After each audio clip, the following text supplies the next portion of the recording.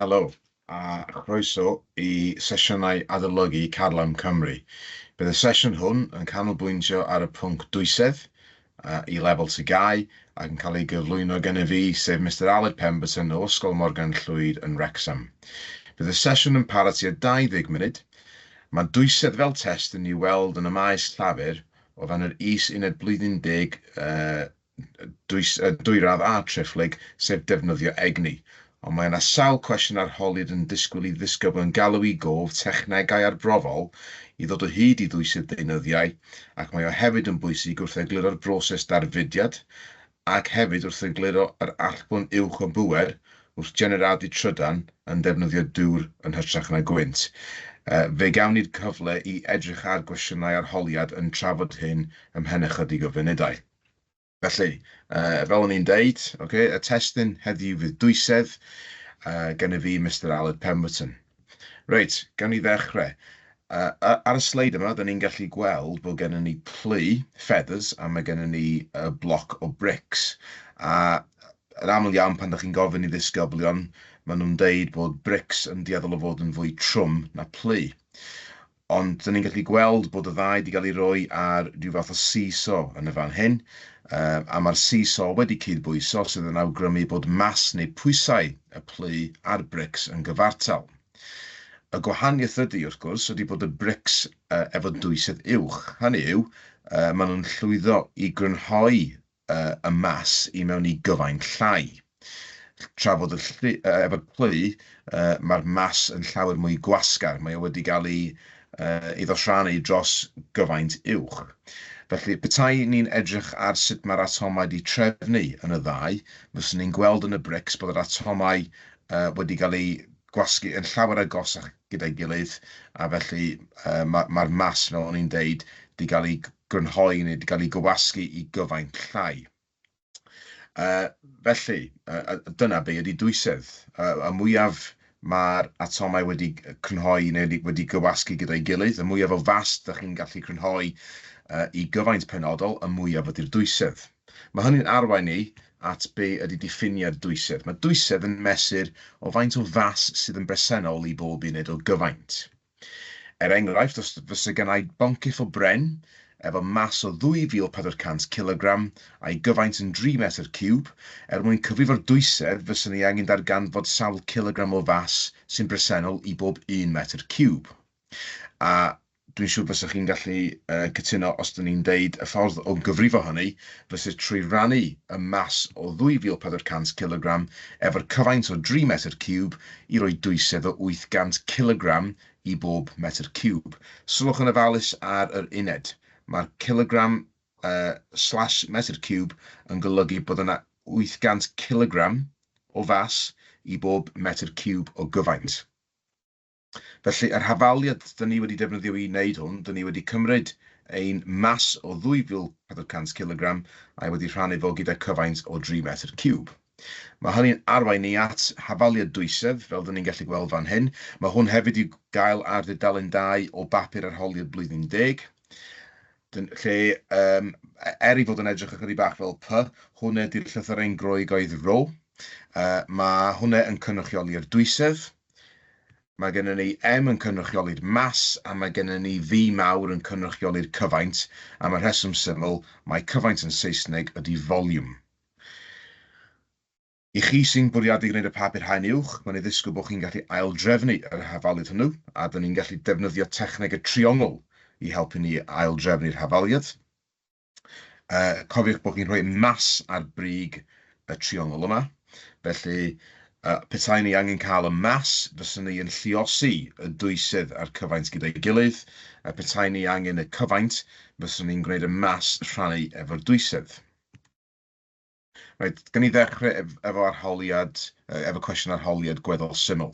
Felly, beth sydd gennym ni fa yma, mae gennym ni rhyw gefndir i'r cwestiwn yn ymwneud efo rhyw gwmni sydd yn cynhyrchu caws, a maen nhw eisiau gwirio beth i ansawdd y caws. A maen nhw'n gwneud hynny trwy gyfrifo dwysedd y caws. Da ni'n gallu gweld o'r llun bod darn o gaws wedi cael ei roi ar y glorian, mwyn dod o hyd i'w fas, a gan ein bod ni am dorri y darnau o caws i mewn i ciwbiau, dylai fod ni'n gwybod mewn ciwb bod yr hyd, y lled a'r uchder yn union hafal. A da ni'n gallu gweld mae'n ei lun yma o bren mesur, a hwnnw yn dangos bod hyd, lled ag uchder y cubio caws yn 3 cm. Felly, yn y cwestiwn gyntaf, da ni jyst yn ysgrifennu be ydy mas y ciwb, dim angen cyfrifiad fanna. Yn union yr un peth wedyn efo'r cwestiwn nesaf, mae'n gofyn i ni be ydy hyd un ochr o'r caws, a hwnnw yn 3 cm.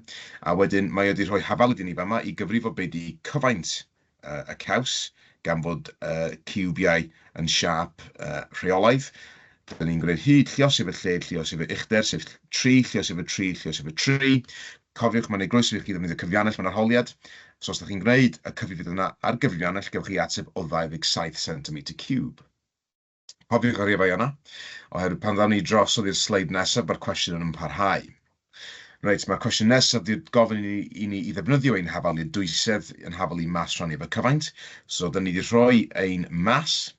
Da ni wedi gweld ar y sleid gynt oddi ar y glorian, rhannu efo ein cyfaint o 27 cm3 i roi dwysedd o 2.2. A mae wedi gofyn i ni be di'r uned. Nawr, da ni'n gallu gweld fama, da ni wedi rhannu y mas mewn gramiau efo ein cyfaint mewn centimetres cube, a felly er mwyn dod o hyd i werth ar gyfer yr uned, neu i ddod o hyd i'r uned, da ni'n gallu gweld da ni'n gwneud gramiau rhannu efo centimetre cube, felly'r uned ydy gram/centimetre cube. Ond be os dyn ni ddim efo ciwb neu giwboid, a mae gennym ni rhywbeth sydd yn siap afreolaidd, bys yn gallu bod yn garreg er enghraifft. Y broblem wedyn ydy, does gennym ni ddim hafaliad clir i'w ddefnyddio er mwyn dod o hyd i gyfaint ein gwrthrych. Dyn ni dal angen defnyddio ein clorian er mwyn dod o hyd i mas y defnydd, ond does gennym ni ddim hafaliad er mwyn dod o hyd i rif ar gyfer y cyfaint. Felly mae'n rhaid i ni feddwl am ffordd arall o ddod o hyd i gyfaint y gwrthrych. Felly, mae'r llun yma yn cyfleu pethau yn dda iawn. Da ni angen defnyddio cylinder mesur. Da ni'n gallu gweld fan yma mae gen ni cylinder mesur sydd yn dal hyd at 250 cm3 o ddŵr. Da ni wedi gosod yn benodol 150 cm3 o ddŵr y tu fewn i'r cylinder mesur. A da ni'n gallu gweld bod y cylinder mesur ar y chwith ei fod dim ond yn cynnwys dŵr ar y foment. Da ni wedyn di cymryd ein siap afreolaidd, da ni'n gallu gweld bod gen i rhywbeth o garreg neu rhywbeth yn cael ei fewn osod i mewn i'r dŵr. A pan da ni'n gwneud hynny, fel da ni'n gweld yn y sefyllfa ar y chwith, da ni'n gallu gweld bod y cyfaint wedi cynyddu o 150 cm3 efo dim ond y dŵr yn y cylinder mesur i gyfaint newydd o 180 cm3. Nawr, yr unig reswm pan bod yna gynnydd yn y cyfaint ydy oherwydd bod y garreg neu'r siap afreolaidd wedi cael ei osod fewn. A felly, da ni'n gallu gweld bod y gwahaniaeth cyfaint rhwng y cyfaint y dŵr ar ei ben ei hun a'r cyfaint ar y diwedd, lle mae gennym ni y gwrthrych wedi cael ei fewnbynnu, y gwahaniaeth ydy 30 cm3, a felly dyna fyse cyfaint y siap afreolaidd. Nid ei ddwysedd, da ni heb dod o hyd i'r dwysedd eto. Da ni mond wedi defnyddio hwn fel techneg amgen er mwyn dod o hyd i gyfaint y siap afreolaidd. A te, dros y blynyddoedd diwetha, mae hwn wedi dod yn gwestiwn sydd yn really poblogaidd, lle mae cwestiwn arholiad yn gofyn i chi i amlinellu dull arbrofol i ddod o hyd i ddwysedd siap afreolaidd. Cofiwch, y cam gyntaf ydy, da ni angen gosod y siap afreolaidd neu'r gwrthrych efo siap afreolaidd a'r glorian ddigidol er mwyn cael ei fas. Yr ail gam wrth gwrs ydy bod ni yn ychwanegu dŵr i cylinder mesur fel da ni'n ei weld, a da ni'n cofnodi be di cyfaint y dŵr hwnnw. Da ni wedyn yn gollwng y siap afreolaidd i'r dŵr. Da ni'n sicrhau bod ni ddim dŵr yn gollwng o'r cylinder mesur tra bod ni'n gwneud hynny, oherwydd wedyn da ni'n mynd i gael anghywirdeb yn ein canlyniadau. Da ni'n cofnodi'r cyfaint newydd, sef cyfanswm cyfaint y dŵr ag y siap neu'r gwrthrych afreolaidd. Da ni wedyn yn cyfio y gwahaniaeth rhwng y ddau gyfaint, yn ein achos ni ar y sleid cynt yn 30 cm3, a dyma fydd cyfaint y siap afreolaidd. Ond oedd y cwestiwn yn gofyn ni sut dyn ni'n dod o hyd i ddwysedd y siap afreolaidd. Felly, i wneud hynny, dyn ni angen mynd yn ôl i'r hafaliad greiddiol, dyn ni am gael y dwysedd trwy rannu'r mas efo'r cyfaint. Reit, dyma chi ffordd arall, ffordd eitha tebyg, a mae hwn yn ymwneud efo defnyddio can dadleoli. Felly, y cam gyntaf yma, mae gennym ni glorian digidol unwaith eto i fesur beth i mas y siap afreolaidd. Yn yr achlysur yma, mae o'n darn o haearn. Dyn ni wedyn yn llenwi can dadleoli efo dŵr reit i fyny i'r brig i waelod y pig. A wedyn, beth dyn ni'n neud ydy, dyn ni yn gosod hynny wrth ymyl cylinder mesur, fel dyn ni'n gallu gweld, mae gennym ni cylinder mesur 10 cm3 yn y fan hyn. Dyn ni wedyn yn mynd i osod y darn o haearn yn y dŵr, fel hyn, ac fel dyn ni'n gallu gweld, mae hwn yn dadleoli dŵr oddi ar y can dadleoli, fysa fo'n llifo wedyn i lawr i'r cylinder mesur, a dyn ni'n gallu gweld o hwn mae cyfaint y darn o haearn ydy 5 cm3. Felly y cwestiynau oedd yn dilyn o hwn oedd yn gofyn i ni beth i mas yr haearn, a hwnnw'n 39 gram. Cofiwch mae hwnnw wedi dod o ddarlleniad y glorian ar y sleid cynt. Y cyfaint y darn o haearn, mae hwn yn mynd i fod yn hafal i faint o ddŵr sydd wedi llifo o'r can dadleoli i'r cylinder mesur, a hwnnw'n 5 cm3. Dyn ni wedyn unwaith eto yn defnyddio ein hafalu dwysedd yn hafalu mas rhaid y cyfaint mwyn dod o hyd i ddwysedd yr haearn. Ac yn yr achlysur yma, mae hwnnw yn 39 gram rhannu gyda 5 cm3 i roi ateb o 7.8. A wedyn mae'r cwestiwn ar y diwedd yn gofyn i chi i danlinellu'r uned gywir. Wel, mae'n 4 opsiwn fanne, ac o'r hyn dyn ni wedi trafod, dylai chi'n gallu gweld yn glir mae'r uned cywir ar gyfer dwysedd unwaith eto ydy gram i bob cm3. Reit, i ehangu ar hwn rwan, be os dyn ni yn trafod gwrthrych sydd efo siap afreolaidd, unwaith eto, ond pan dych chi yn ei osod o mewn dŵr i fod yn arnofio? Wel, os dyn ni mewn sefyllfa o'r math, efo gwrthrych sydd yn arnofio mewn dŵr, os dyn ni mynd i gael unrhyw obaith o ddod o hyd i'w gyfaint, mae'n rhaid i ni sicrhau bod hwnnw wedi cael ei osod yn gyfan gwbl dan y dŵr. So dyma'n dweud yma, os dyd'r gwrthrych yn sydd mewn dŵr, mae angen meddwl am ffordd o orfodi fod dan y dŵr. Un opsiwn, fel mae'n dweud yn yr ail bullet point yma, ydych chi'n gallu gosod min pensil i mewn i'r cylinder mesur, a ydych chi'n gallu gwthio y gwrthrych sydd yn arnofio fel i bod o prin o dan y dŵr. Ydych chi'n eisiau gosod o gormod o dan y dŵr, neu wedyn mae lefel y dŵr yn mynd i godi oherwydd presenoldeb y pensil. Ffordd arall, a mae'n ei gwestiwn ei ddilyn ar hwn, ydy bod ni'n gosod y gwrthrych sy'n... dyn ni'n gorfodi'r gwrthrych sydd yn arnofio i suddo trwy osod gwrthrych uwch i benno mewn cylinder sydd efo dwysedd ucheliana felly bod hwnnw'n suddo. Fel y ffordd orau o gyfleu hwn ydy trwy wneud enghraifft. Okay? A dyma oedd cefndir y cwestiwn dyn ni'n mynd i edrych arno fo rwan. Lle mae gennym ni meddyg coed yn gwneud arbrawf ar goed pinwydd i weld os di'r coed yn afiach neu beidio.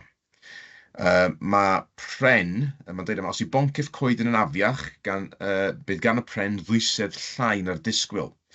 Ac mae o'n deud i bren sydd yn iach, mi ddylai fod y dwysedd y pren rhywle rhwng 0.85 a 0.95 gram i bob cm3. Os di dwysedd y pren dyn ni'n delio efo o fewn yr amrediad yna, mae o'n gallu cael ei ystyried i fod yn iach. Os di o dan 0.85 gram i bob cm3, mae hynny wedyn yn awgrymu bod y coed yn afiach. Reit, sut ydyn ni'n neud hwn? Wel, mae gennym ni 4 diagram yma yn dangos yr un glorian ar un cylinder mesur. A dyn ni'n gallu gweld yn y llun gyntaf ar y chwith, llun 1, mae hwnnw yn cynnwys 62 cm3 o ddŵr, a'i fas yn 62.5 gram.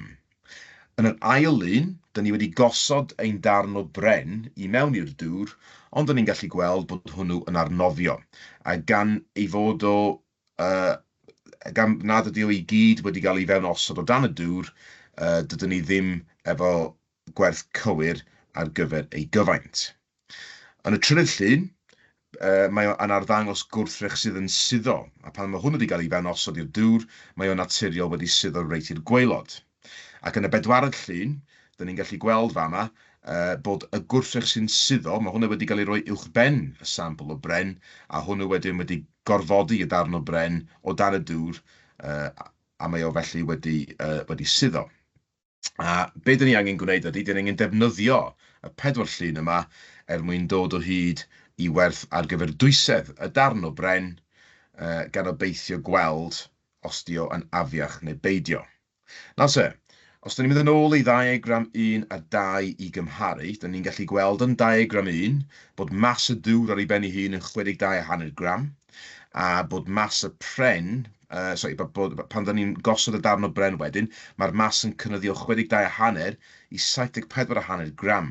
Mae hwn yn awgrymu mae mas y pren ydy 12 gram.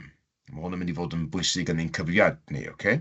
Reit, y peth nesaf ydy, os dyn ni'n cymharu diagram 3 a diagram 4, dyn ni'n gallu gweld efo'r gwrthrych sy'n suddo yn y dŵr bod y cyfaint yn 72 cm3, a pan dyn ni wedyn di rhoi y darn o bren o'i dan efo, fel bod, so yn diagram 4 rwan, mae gennym ni'r gwrthrych sy'n suddo a mae gennym ni'r sampl o pren, mae'r cyfaint wedi cynyddu o 72 i 87 cm3. Mae hynny'n gynnydd o 15 cm3, a mae'n rhaid bod hynny yn ganlyniad i'r darn o bren yn unig. Felly, rhwng diagram 3 a 4, dyn ni'n gallu deud mae cyfaint y darn o bren ydy 15 cm3. Felly, cofiwch, os dyn ni'n mynd yn ôl at dyn ni'n cymharu diagram 1 a 2, dyn ni wedi gweld mae mas y darn o bren ydy 12 gram, trwy gymharu y ddau ddarllenydd ar y glorian. A wedyn, rhwng diagrams 3 a 4, dyn ni'n gallu gweld bod yna gynnydd o 15 cm3 yn y cyfaint, a mae'n rhaid mai felly dyna ydy be ydy cyfaint y darn o bren. Felly, o ran ein cyfrifiad ni, dyn ni'n gallu gweld fama, so dyma chi enghraifft o'r math o gyfrifiad. Felly, mae'r llinell gyntaf o ran y datrysiad yn dangos mae mas y darn o bren ydy 12 gram fel dyn ni wedi trafod. Mae cyfaint y darn o bren ydy 15 cm3 fel dyn ni wedi trafod. A pan dyn ni wedyn yn rhannu'r mas gyda'r cyfaint, dyn ni'n ffeindio bod dwysedd y darn o bren yn 10.8 gram i bob cm3. Nawr, gan i atgoffa'n hynny, mi nath y cwestiwn deud bod coed pinwydd iach efo dwysedd yn yr amrediad o 10.85 i 10.95 gram i bob cm3. Mae hwn, fel dyn ni'n gallu gweld, mae dwysedd o 10.8 gram i bob cm3 o dan yr amrediad hynny, a felly mae'n rhaid i ni orffen y cwestiwn trwy ddod i'r casgliad bod y goeden yma yn goeden afiach. Reit e, mae dwysedd yn destun sydd wedyn ni'n gallu lledaenu i wahanol feysydd o fewn yr arholiad blwyddyn 10, bod o'n uned 1 triphlyg neu uned 3 dwyradd. Y peth syml yma i gofio ydy bod dwysedd hylifau fel dŵr yn llawer mwy na dwysedd nwyon. Mae hwn yn mynd yn ôl reit i'r sleid gyntaf, lle dyn ni'n gwybod yn naturiol bod yr atomau wedi gwasgaru mwy o lawer mewn nwyon nag ydyn nhw mewn hylifau. A dyna pam bod dwysedd hylifau yn llawer mwy.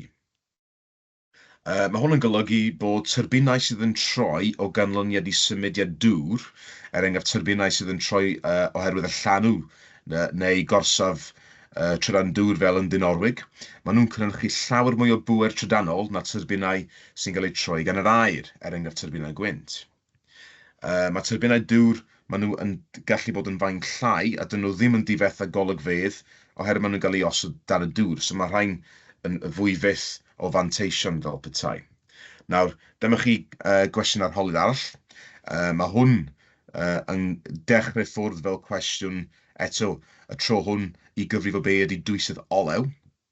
Na, dyn ni'n gallu gweld yn y llun ar y top bod cylinder mesur gwag efo mas o 112 gram yn defnyddio'r glorian. Dyn ni wedyn wedi arllwys yr olew yn yr ail un rwan i mewn i'r cylinder mesur, a dyn ni wedi llenwi i gyfaint o 75 cm3. Dwi'n siŵr bod chi'n gallu gweld hynny o'r diagram. A dyn ni'n gallu gweld bod y darlleniad newydd ar y glorian yn 172 gram. Cofiwch, nid dyna ydy mas yr olew. dyna di mas yr olew ac y silindyr mesur. Cofiwch, da ni'n gallu gweld o'r llun gyntaf, ar y top, mae mas y silindyr mesur ydy 112 gram. Felly, da ni'n gallu gweld beth yw'r gwahaniaeth rhwng y ddau fas. A felly, da ni'n gallu deud mae mas yr olew ydy 60 gram ynddo. Felly, mwyn dod o hyd i ddwysedd yr olew, fysych chi'n rhannu'r mas o 60 gram efo'r cyfaint o 75 cm3 i roi dwysedd o 0.8 gram i bob centimetr ciwb. Mae'r cwestiwn yma'n parhau. O rhan B i'r cwestiwn yma, fel ni'n gallu gweld yma, yn gofyn i ni gymharu turbain sy'n troi llu oherwydd llif dŵr, fel ni'n gallu gweld yma ar y chwith, neu o'i gymharu hynny efo turbain sydd yn troi oherwydd symudiad yr aer, sef gwynt. Os ni'n edrych ar y data sydd gennym ni ar waelod y sleid PowerPoint yma, da ni'n gallu gweld mae bron iawn pob dim yn awgrymu bod y turbain gwynt yn mynd i gynhyrchu mwy o bŵer trydanol. Da ni'n gallu gweld yn y rheis gyntaf bod bianedd gwynt yn 15 metr bob eiliad, sydd 3 gwaith yn fwy na bianedd llif dŵr. Os ydym ni'n neidio cam, da ni wedyn yn gallu gweld bod hyd y llafnau, y blades, a'r turbain gwynt yn llawer mwy, felly maen nhw'n llawer mwy ei maint. A mae hynny wedyn yn arwain at yr arwynebedd cylchol sy'n cael ei ysgubo gan turbain gwynt yn llawer mwy hefyd. Fodd bynnag, os ydym ni'n edrych ar y rheis gwaelod, y rheis pwysicaf, pan mae yn sôn am y pŵer allbwn sydd yn cael ei allyrru fel trydan, da ni'n gallu gweld bod y turbain dŵr llanw yn allyrru bron i 2 waith gymaint o bŵer. Ac yr unig reswm amlwg am hynny ydy oherwydd bod dwysedd y dŵr, fel da ni'n gallu gweld yma, yn 1000 kg i bob metr ciwb. Mae hwn yn mynd â ni nôl at yr ail reis yn y tabl. O'i gymharu efo dwysedd yr aer yn 1 kg i bob metr ciwb. Ac am y ffaith bod dŵr efo dwysedd sydd 1000 gwaith yn fwy na dwysedd yr aer, dyna ydy'r rheswm pam bod turbinau sy'n cael ei gyrru gan ddŵr yn rhyddhau mwy o bŵer trydanol na'r rhai sy'n cael ei gyrru gan yr aer. Okay? A jyst un peth arall, oherwydd mae dwysedd mor sylfaenol i'r ffordd dyn ni yn egluro darfudiad. Nawr, dyn ni'n gwybod pan dyn ni'n cynnesu hylif neu nwy, mae'r gronynau, maen nhw'n symud gyda mwy o egni cinetig, maen nhw'n symud o gwmpas yn gyflymach, a mae hwn yn achosi iddyn nhw gwasgaru. Ac os dyn ni'n meddwl am yr hyn dyn ni wedi trafod, os di'r atomau neu'r moleculau yn gwasgaru, mae hwn yn golygu bod dwysedd yr hylif neu'r nwy yn lleihau. A gan bod o felly'n llai dwys na'r aer neu'r hylif o'i gwmpas o, mae o wedyn yn naturiol yn codi. Ac wrth golli egni, be fydd yn digwydd wedyn bod y dwysedd yr hylif neu'r nwy yn dechrau mynd yn fwy pan mae o wedi codi, a mae hwnna wedyn yn achosi fo iddo suddo. A wedyn, yn fuan iawn, be gewch chi yn ffurfio ydy cylchred darfudiad. Nawr, gai jyst tynnu'ch sylw chi at y cwestiwn yma.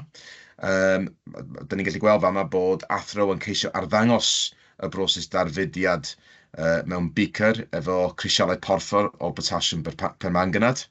A pan ydych chi wedi wneud yr arbrawf yma, dwi'n siŵr neu bod yr athro wedi arddangos hwn yn y dosbarth, fe welwch chi bod y dŵr sydd wedi cael ei steinio'n borffor gan y crisialau porffor yn naturiol yn dechrau codi am yr rhesymau dyn ni newydd trafod.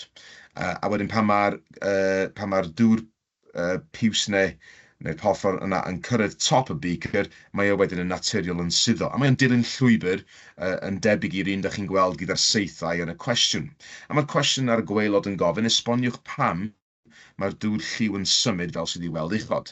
Wel, fel dyn ni newydd trafod, be mae'n bwysig i chi ddeud fama ydy bod y dŵr sy'n cael ei grysogi ar waelod y beaker, mae'r atomau maen nhw'n gwasgaru mwy, felly mae dwysedd y dŵr ar y gwaelod yn lleihau, ac felly yn naturiol mi fydd y dŵr y dŵr sydd yn llai dwys ar y gwaelod yn codi.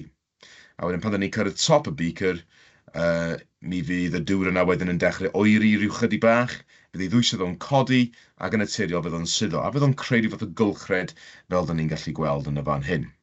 Felly, dyna chi amlinelliad o bwysigrwydd Dwysedd yn arholiad blwyddyn 10. Diolch yn fawr i chi am wrando.